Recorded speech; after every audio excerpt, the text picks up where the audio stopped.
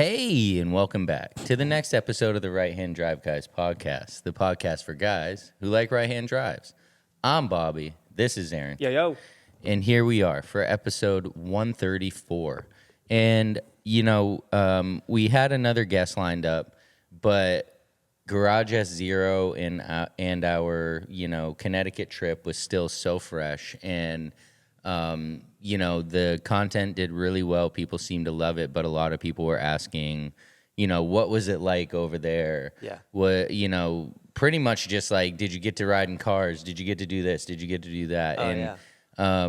We figured why not just address it in the best way we know how, which is by doing an episode. Hell yeah. Yeah. So this is episode 134, which is the GARAGESZERO episode. And so we figured why not just chat about, the whole situation, why we went down, what we did, what he showed us, what we ate.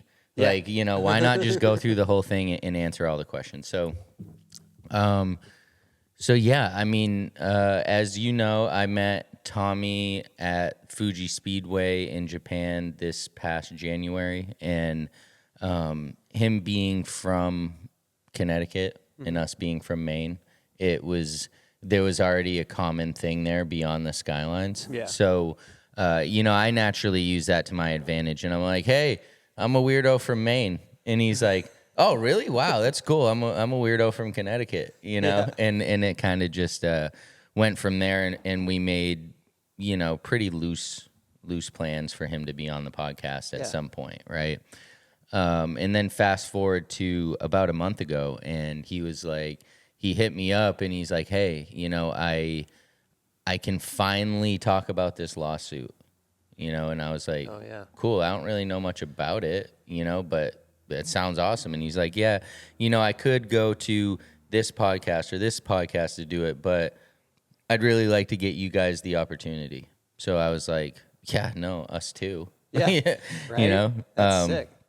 So, we made plans, we set a date, and we kind of just loosely kind of planned for it, right? Yeah. It's about, how far of a drive was it? About 5 hours. About a 5.5. 5.5 hour drive. And, that's kind of normal for us up here in Maine, Yeah, if you want to go to something that means anything you're driving. Dude, 5 hours is right down the street. Yeah. That's a day it's trip kind easily. of bad, yeah. Yeah. Which it was. And so, since Tommy invited us down to do it, I was like, dude, we need to, because Tommy and I had talked about lobster. That's the first thing anybody talks to us about when we say we're from Maine is oh yeah, have some lobsters, and I'm like, okay, cool. And we know the guys that own a local lobster company called High Roller Lobster, and Tommy just so happened to be a big fan of it. And so I was like, I hit up the boys and I was like, hey, we got to get some lobster rolls going for these guys down in Connecticut. And so I went down the night before. We, picked up the lobster rolls, threw them in the fridge. And then pretty much the next morning, right, we jump in the Civic here and we just start barreling down. Just barreling straight down. Straight down. Yeah, straight down 95. To New Milford, Connecticut, like Dude. Wherever the hell that is. Middle of friggin' nowhere, I know. right? It's kind of crazy. It really is. It's crazy to think about these shops that are in in metro areas. Yeah. And they maybe aren't even getting the attention that this guy out in New Milford, Connecticut. Yeah. Dude, whenever I think of Connecticut, it's 95 or whatever the interstates are, right? Yeah. Going through New Haven or Hartford. Yeah. That's what I think of Connecticut is cities, dude. This is the first time I've ever been out middle of nowhere in Connecticut. The country. Dude, it was almost 2 hours off the highway, wasn't it? It was a solid hour and a half at the least, Yeah. Which surprised me, not, the shop being what it is without being within 20 minutes to a major highway. Yeah. Generally most places are. So yeah, we hammer down there, make a few stops, enjoy the scenery. Yeah.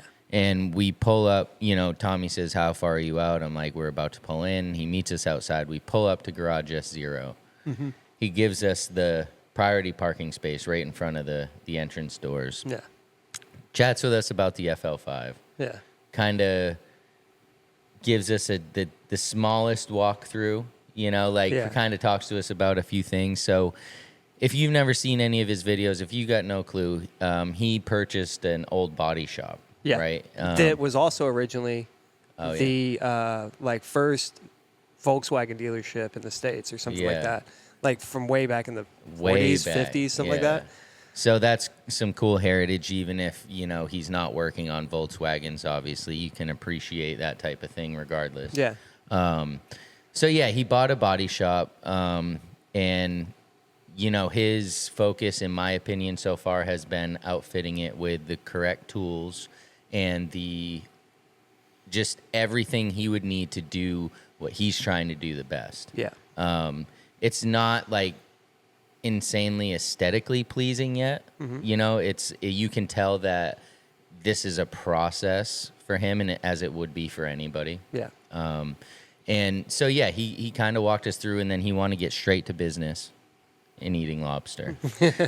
And so we busted out the high roller. We had some lobster rolls, some whoopie pies, which is also like a main thing if you didn't know that, and some potato chips and whatnot. And so at this point we get to meet Jack Cecil, who is the HP Logic. HP Logic, which, I mean, if you've been in the import game, you've seen that name somewhere before. You've heard that name for sure. And so he was a really cool guy. He had literally just hopped off a plane from Florida, which is where his shop is. And from what I gathered, he's like flying up there and doing tunes however often. I didn't really want to ask too many specifics, but it seemed to be... Yeah, it seemed like that's their setup. He comes up, tunes a bunch of cars, flies back, handles business, flies back up, tunes a bunch of cars. Right, which, I mean, seems to be working for them. Yeah. And Tommy has a tuner that he can rely on and he knows isn't going to blow any cars up. Yeah. So we get to meet Jack Cecil. We kind of just, shoot the poop a little bit. Yeah. Just chat it up, eat some lobster rolls. And then, after that, at this point, he gives us like a shop tour, right? Yeah.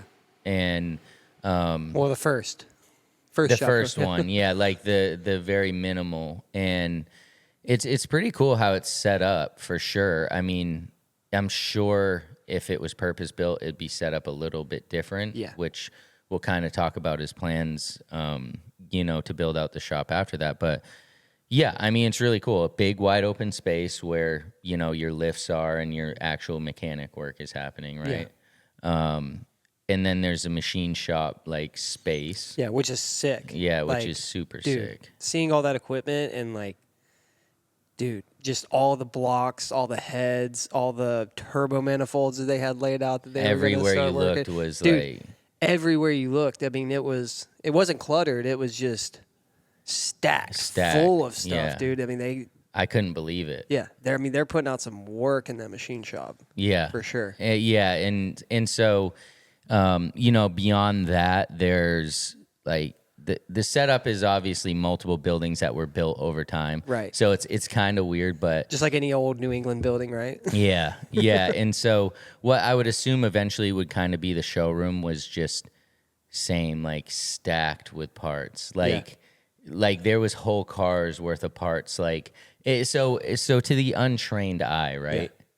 This place is a mess. Yeah, if you don't know what you're looking at, you think you're just like, holy shit, this guy's a mess, dude. He's a hoarder. But like, if you start looking at it and like start looking at individual pieces, you're like, oh, holy shit, that's like every single piece to an R32 GTR sitting right here in this literally pile. I mean, it's not just a bunch of shit thrown everywhere, dude. It's actually like a curated pile for certain cars and certain things. So cool. It's methodical for sure. You walk into one room which I don't even know what it would be otherwise, but it's literally all parts for a 34 GTR. But I'm like looking at SKUs and stuff, and I'm like, dude, how did he get that?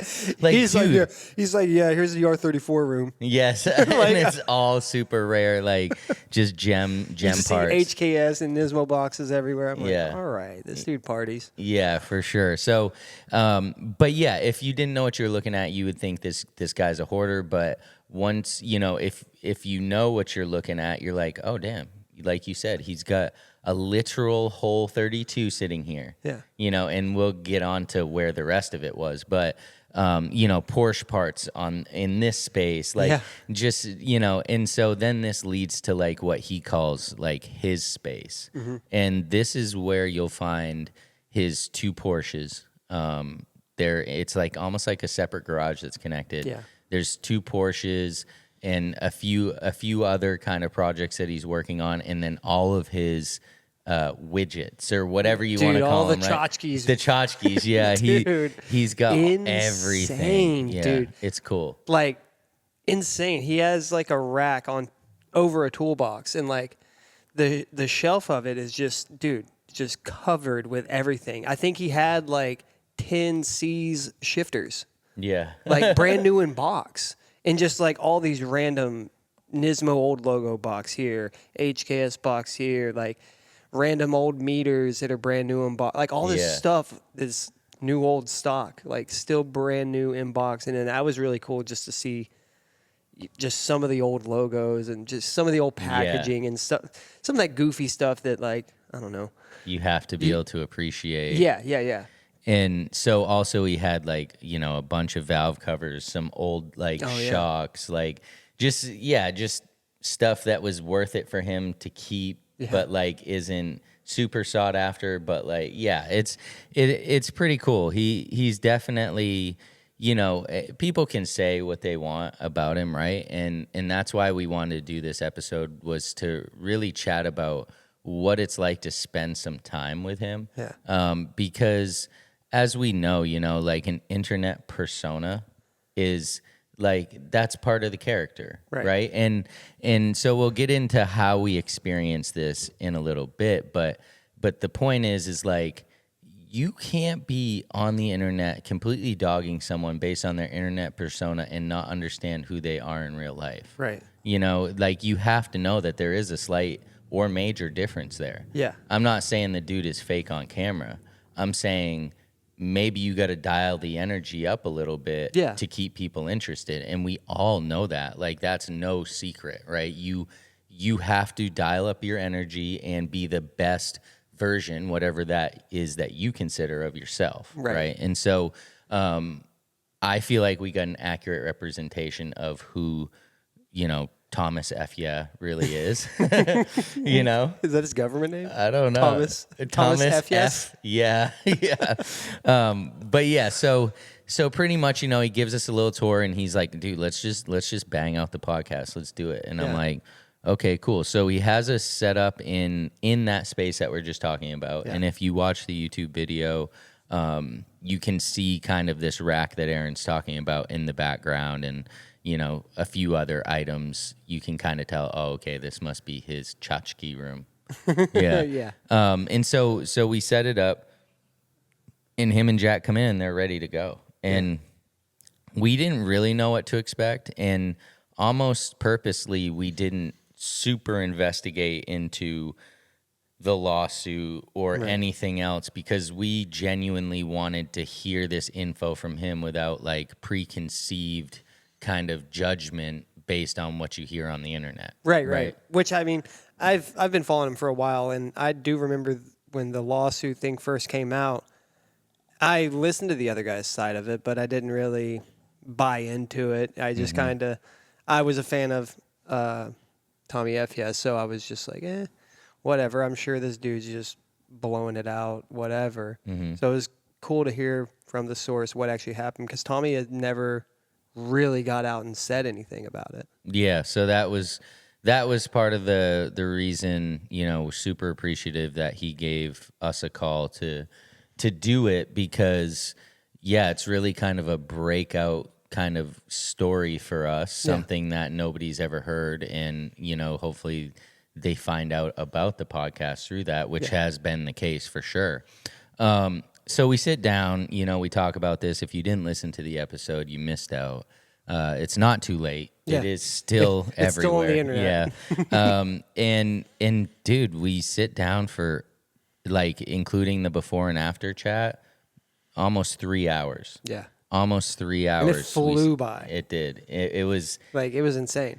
Yeah, it was insane, and it was really, I don't know what to call it, but we were absorbed in it. Like it was, you all of a sudden, like, it's like being in a casino, I guess. You all of a sudden like shake your head and wake up and you're like, holy crap, 2 hours and 45 minutes. Like, look at your phone, you got 14 missed calls, 32 text messages. Yeah, and that's the best, right? When you can get that, ignore, exactly. Nothing else matters but like that experience. And so, that was pretty cool. But I was like, okay, at the 2 hours and 45-minute mark, I'm like, all right, dude, like this dude's been teasing us with showing us this, giving us rides in this. Yeah. Like, let's just wrap this up. Like, no offense, guys. I know nobody wants to sit through 4 hours of a podcast anyways. So, I'm like, let's wrap this up. And so he's like, cool. Yeah, we're good. You guys can clean up and meet us out here. So, we had brought all of our equipment, obviously. And so we broke everything down, packed it back up, and we come out and he's ready to give us rides. Yeah. Like he's ready. He's getting the R33 out, which if you don't know anything about his 33, it's awesome. Dude, I thought he was just going to tease us with that thing. Yeah. We walked by and he was like, yeah, we got to give you a ride in that thing later. I'm like, yeah, whatever, dude. This thing's too clean right now. You literally just washed it, right? How clean like, it ain't is. no way you're taking this out, dude. Yeah. Whatever. You're just juicing this up. No, dude, he started that thing up. Oh my gosh. Insane. That's a 3 liter. One of 3 HKS 3 liters in the world. And dude, oh dude, it's crazy. Insane. Just blah blah blah blah blah blah. Dude, the car was. It reminded me like of old muscle cars. When they have the cam in it, dude, and it shakes. When the Yanko snaps a speedo, dude. Yeah, that's pretty much what it reminded me of, dude. Like, I couldn't believe like the little rumble shaking that it had, like as it's running, and so the thing he only runs a thing on E85, which is understandable, and so him and one of his guys are filling it up, and I'm like, dude, he's filling this freaking thing up, dude. We're riding in this thing, and if you're listening, you're not able to see what we're overlaying on the YouTube video, but it's pictures and videos of this. So if you want to see it, definitely jump on the YouTube. But I mean, dude, the thing was so clean, it was mind blowing. Yeah, like I'm, because I obviously try to keep my car clean. So I'm looking around his to try to like make myself feel better. Like I keep my shit clean. Yeah. Nah, dude, he keeps his shit clean. Dude, like, it's insane. There was especially no with dirt black anywhere. Yeah. Black is, so hard to keep clean. Dude, that thing was a mirror. Yeah, it really was. And even the interior, dude, was literally brand new. It's kind of wild. Like everything. He obviously doesn't drive it. It doesn't get like a bunch of use like that, right? Which is understandable. He has it listed for $350,000. Yeah. Like, why would you just drive that? All the time, right? Yeah. So, anyways, he fills it up with E85. I get to jump in and I get the first ride, and I'm like, not sure what to expect. I've definitely ridden in. It was like 850 horsepower. Yeah. Yeah, I've ridden in 850 horsepower cars, but not like an R33, more like an R35 and stuff. So obviously 2 different cars. I wasn't sure what to expect. I absolutely missed the smell of the ethanol. Like I used to have some cars that were on E85, and I just missed that. Like burns the nostrils. Yes, dude. It's insane when you do like a hard pull and it like just So anyways, he takes me like up and down this road and gets the car warmed up. And he has a cool button that it's a Tesla controller, and so he puts it in rear wheel drive. and like warms up the tires, like does a burnout and like warms up the tires. And I'm like, dude, what the hell? My GTR doesn't do this.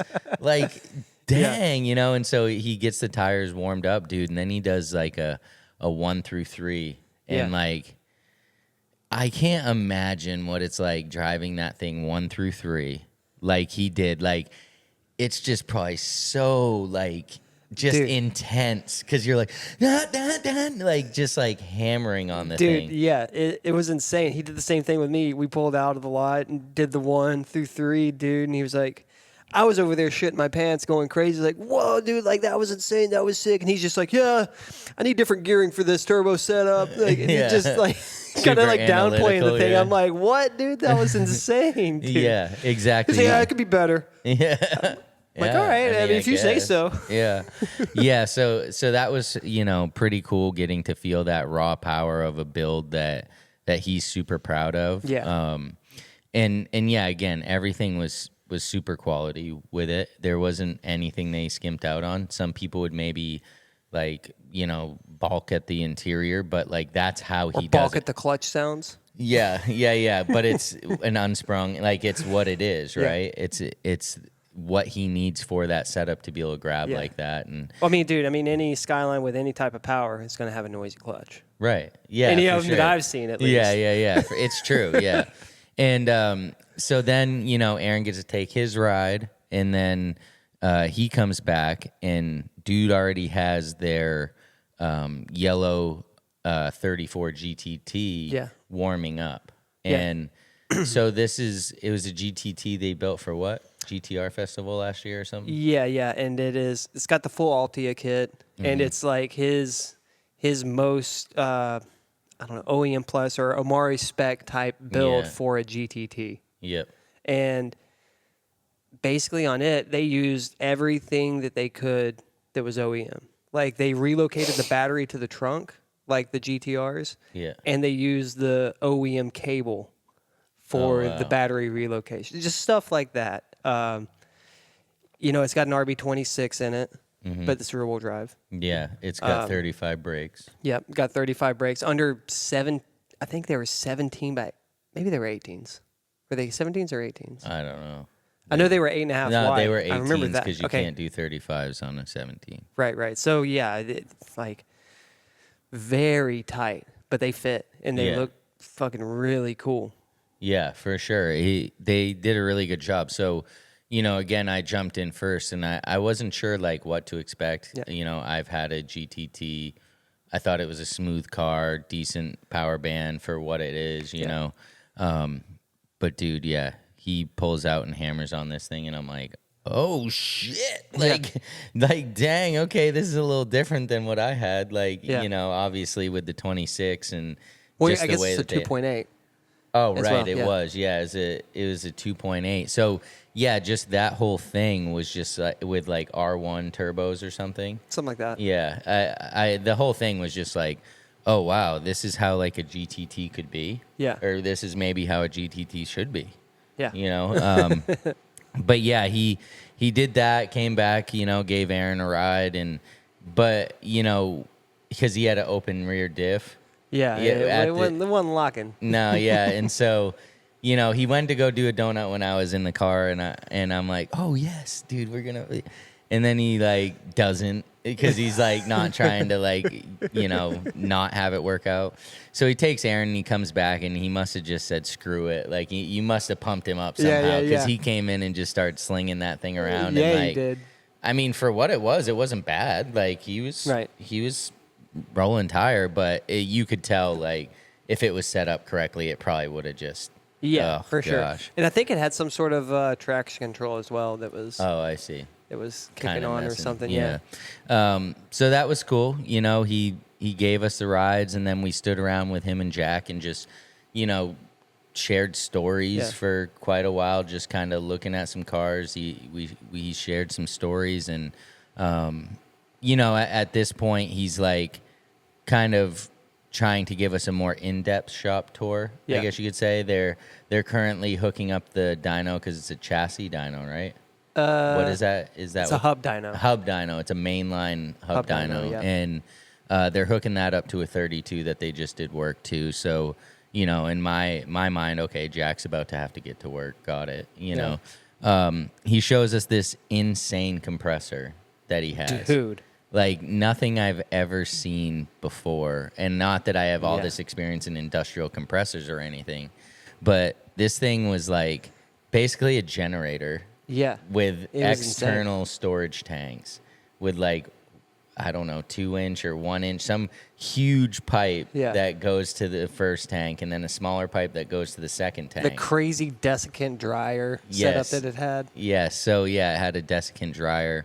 And, yeah, we're just like, and so this thing, which it's meant, you know, obviously they're running a bunch of things on it, but he's talking about mainly the CO2 blasting, right? That's dry like ice blasting. Dry ice, yeah. And so, you know, he's like talking about how much pressure you need, and I'm like, oh, okay, they must have like a big one of the ones that we have, right? I'm like, dude, he shows us the dry ice blaster, and it's like, you know, if you've ever seen one, it's like just this little box. Yeah. And then you look over at the compressor, and you're like, what the hell? It takes all that to run this thing? Like, damn, you know, but he says that consistent pressure is how he gets such good results so quickly. Right. You know, when he's That's using what you need. Yeah, for sure. So that was cool. He had... Dude, another thing about the compressor room, you know, we were in there with it, and we were talking about it, normal voices, you know, just, you heard something running, but nothing crazy loud. Yeah, not like a normal... And I was like, so what? Does this thing, like, kick on and blow everyone out? And he's like, no, it's running right now. Yeah, like, it was what? crazy. Yeah. It was, like, super silent, and... Yeah, he's talking about though the heat that it generates. Oh yeah. In the winter it helps heat the shop. Yeah. In the summer they have to evacuate the heat because it's so hot. But makes sense. Yeah, I was just like, dang, you know, that compressor alone is like insane money. Dude, you know.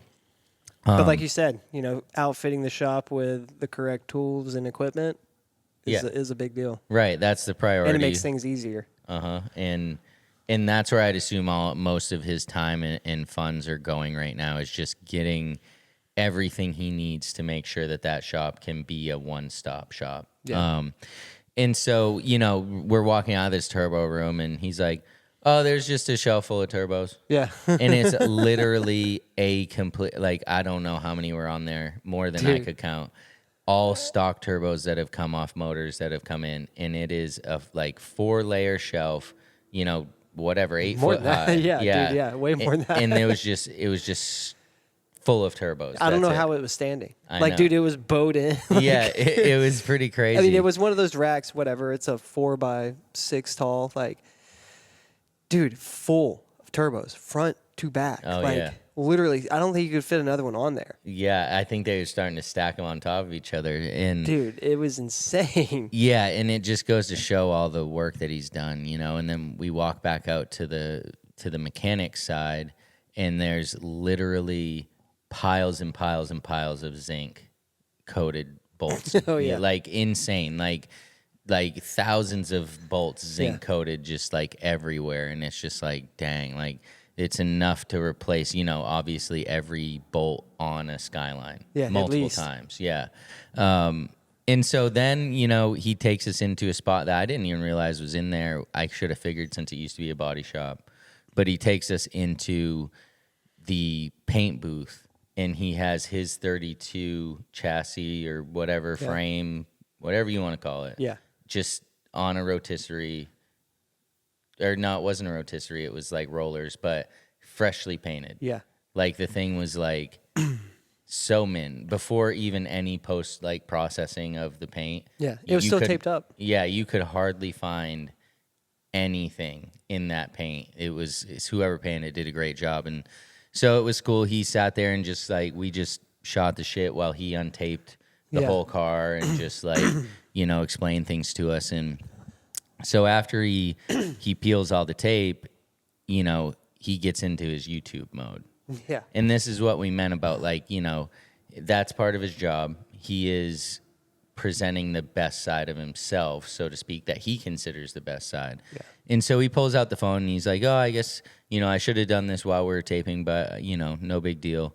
He pulls out his phone and his whole like demeanor and like everything changes. Yeah. It elevates. Dude, I felt like I was watching YouTube. Yes, it like elevated, which again is completely understandable. Like, but for us standing there talking to him, and all of a sudden, like the whole thing changes. We were just like, "Whoa!" Like, holy crap, dude! Yeah. Like he just put his YouTube hat on. Like that's crazy, you know.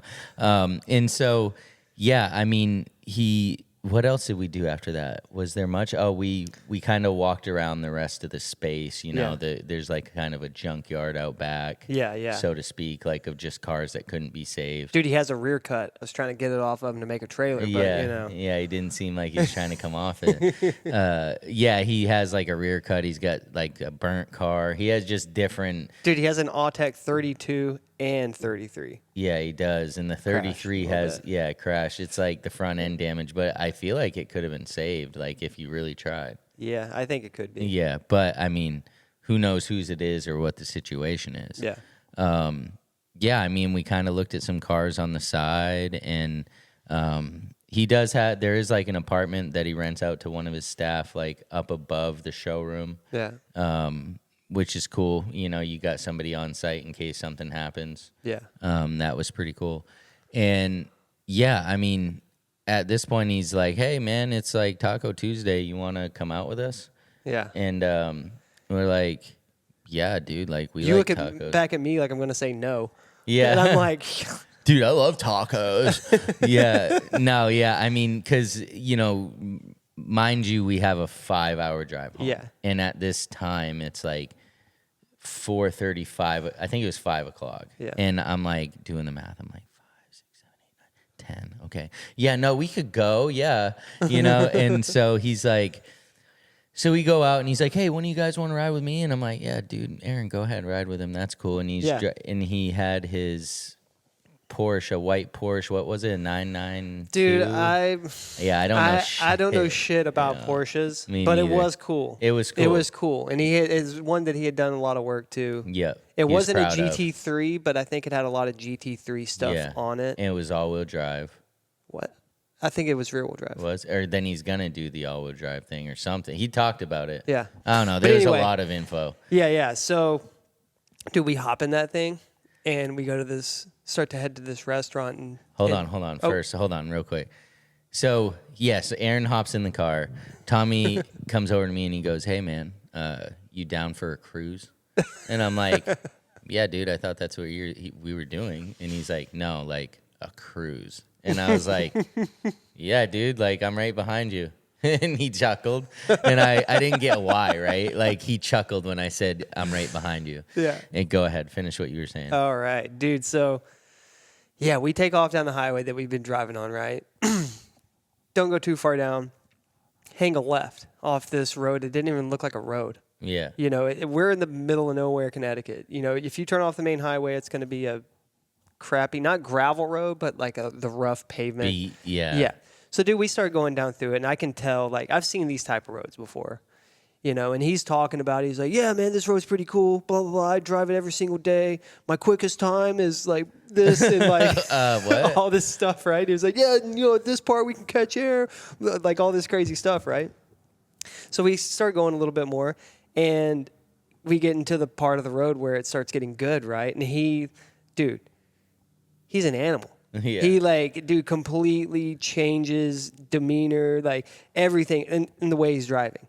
Like, he starts just being aggressive, dude, and just driving the shit out of this Porsche, right? Yeah. And just hitting all these turns perfect. And, like, we'd be coming into a turn, and he would say something like, "Oh, yeah, this turn's pretty good, but, you know, if you're too far on the inside, it'll push you out wide because the bumps will shake you." Yeah. And, dude, he went through there, hit the bumps. "Yeah, right there." And, like, would talk through it, like, super calmly. Wow. I'm, like, over there gripping, like, holy shit. Because, I mean, dude, this isn't a 2-lane road. It's like a 1.5-lane road, and it's 2-way traffic. So blind turns everywhere. Like, dude, he is just ripping. Yeah. And just ripping. Like, he was. It was insane. Like, that alone, I was like, wow, dude. That was impressive. Yeah. He's like, "Yeah, you know, nothing much. I drive this every day, so." Yeah, so it's the commute. It's like a mountain road kind of thing in between his shop and his house. Yeah. his shop in New Milford and his house in Kent. And so, you know, from my perspective, like we bang the left and we kind of start hammering. I'm like, oh, okay, this isn't bad. And I remember him talking about catching air, you know, but like I was like, yeah, okay, dude. Like, I'm sure, you know, right. And so there was one that was like kind of around a corner in like a drop off. And at this point, like, I'm like trying to keep up with him in this FL5, but like obviously also trying not to wreck it because I don't know the roads. And so I went around this corner, and it was, I felt like Daigo Saito I'm serious, at Ebisu. Like, I came around this corner, and I caught air, and when I landed, my tires started smoking. I was, like, doing a burnout. I landed, since it was around, like, a right corner, I landed, like, sideways, and I'm just, like, my knuckles were so white, I think they were translucent. Like, I was, like, seriously, at that point, I was like, all right, I'm not keeping up with this dude, and I need to accept that personally, you know? And eventually, I did catch up when he slowed down and let me. But it was cool, because we're out in the middle of Connecticut. We're doing like kind of mountain runs. And like he there was no holds barred. He was showing you how he could do it, and he was also showing me. Seriously. And like every turn I'm like looking in the mirror, like looking to see if you're still back there. And he was like, huh, haven't lost him yet? All right, let's see. He just like takes off even harder. Thanks, dude. He's like, yeah, he won't be behind us after this one. And I'm like, whoa, dude. It was cool, and definitely a great experience as far as, you know, to kind of end it. We end up going to this place called like the Villager or the Village or something, and it seemed, you know, authentic Mexican. Got some good food. He ended up actually paying, which was like super hospitable, you know, like, thanks, dude, for dinner. That was super cool. We went back out by the cars on the sidewalk and, you know, chatted for another 20 minutes or so with him and Jack, and just kind of, you know, I don't know, summarized the day and just kind of ended it, right? You know, and shot the shit. He knew that we had that 5-hour drive back, and at this point it's like 7, you know, and probably time for us to go, you know? And so that's kind of what we did, you know, shook hands, said, hopefully see you soon. And overall left with like a huge smile on our faces between the experience, the content, you know, the food, everything. It was like a killer day. It was like one of those days as a car dude that like you kind of long for.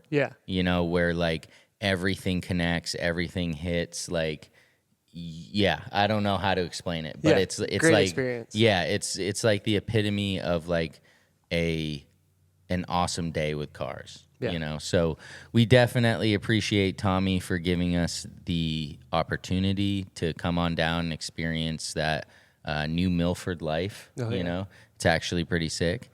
But if you didn't get to check out the episode, definitely go back and see it. But otherwise, hit us up on Instagram and YouTube at RHDGUIS. But for episode 134, our experience at Garage S0, I'm Bobby. This is Aaron. See ya. Peace.